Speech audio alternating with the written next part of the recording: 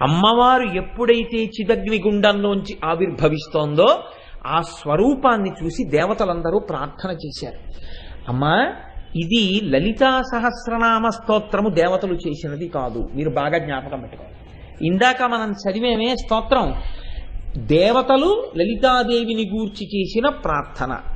అప్పుడు దేవతలు అమ్మవారిని ప్రార్థన చేశారు. అమ్మా, నువ్వు ఇలా ఉన్నావు, ఎర్రటి వస్త్రం కట్టుకున్నావు అని నమస్కారం చేస్తూ నిలబడ్డారు. అప్పుడు ఆ తల్లి ఆవిర్భవించింది. ఆవిర్భవించిన తరువాత ఏం జరిగినది అన్నది మీరు లలితా సహస్రనామ స్తోత్ర పూర్వభాగమునందు వింటారు. ఆవిడ యుద్ధం ఎలా చేసింది, ఆవిడ ఎలా దేవతా సైన్యాల్ని సృష్టి చేసింది, అప్పటికప్పుడు ఆవిడ వారాహిని ఎలా సృష్టించింది, శ్యామలాదేవిని ఎలా సృష్టించింది, ఆవిడ ఏనుగుల్ని ఎలా సృష్టించింది, గుర్రాలను ఎలా సృష్టించింది, బాలాతల్లిని తన బిడ్డని ఎలా సృష్టించింది, తన భర్తని